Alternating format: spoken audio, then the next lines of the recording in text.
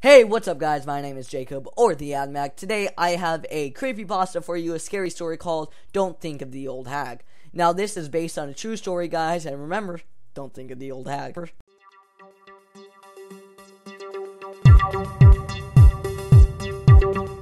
It has been 6 weeks since my first sighting of the wicked old hag.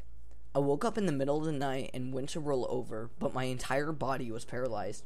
I lay there, scared and helpless, contemplating my predicament, when I became aware of a presence in the room with me. A presence that I can only describe as pure evil. I caught sight of a withered old woman at the foot of the bed.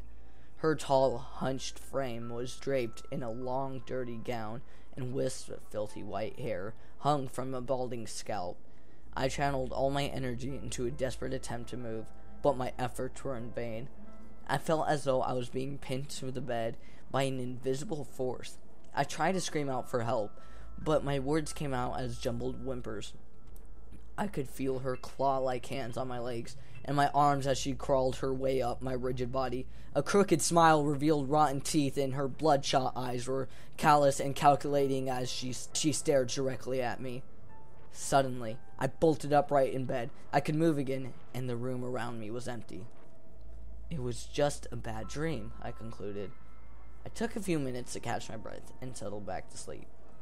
A couple of weeks later, I met an old friend up for a drink, and a point in our conversation reminded me of my dream. I had a scary case of sleep paralysis a couple of weeks ago, I told him. Really? Did you see the old hag? My friend replied. An icy chill ran over my body. I hadn't told anyone about the dream, and there was no way he could have known what I had seen. How the hell did you know that? I asked with disbelief, my voice quivering. I read about it some time ago, he explained, startled by my reaction. A phenomenon known as old hag syndrome, where sufferers of sleep paralysis are visited by an entity, often in the form of an old hag. You're bullshitting me, I said. He convinced me to look it up, and so when I returned home, I typed the keywords old hag and sleep paralysis into Google. It returned pages full of results, some of which told of an ancient folklore spanning different cultures. Others told of personal experiences like my own. To some, the entity took form of an old lady or a witch. To others, she looked more like a demon. But they all described the presence of overwhelming evil. Most chilling of all were the accounts in which hags tortured and molested her victims as they lay paralyzed and helpless.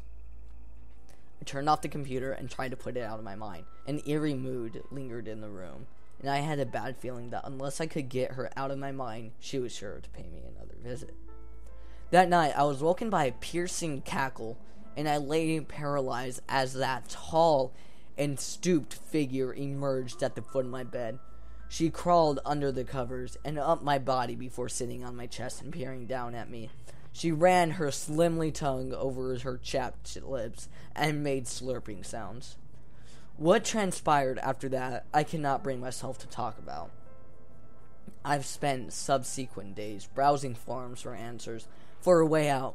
I'm neither religious nor superstitious, and I don't believe in anything considering supernatural, but scientific resources offer no rational explanation for what I've been experiencing. Just speculation and skepticism.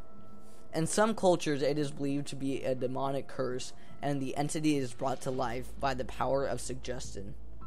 Most victims recall some kind of trigger that worked its way into their subconscious, such as a painting or a friend sharing their personal experience. I've been telling myself, don't think of the old hag, but as we all know, the harder you try not to think of something, the more that thought persists. The visions grow more vivid and traumatizing the more I think of her. Some nights, she violates me in unspeakable ways. I wake with bruises, scratches, and bite marks over my body. Other nights, I hear ragged breathing in my ear, find her laying next to me, grinning and gurgling. But I think I've learned a way to be rid of these visions once and for all. I must plant the thought into the mind of someone else and distract the old hag with a fresh victim. As selfish and cruel as I am to pass this curse on to someone else, I just can't bear it anymore. Dear reader, whoever you are, please forgive me.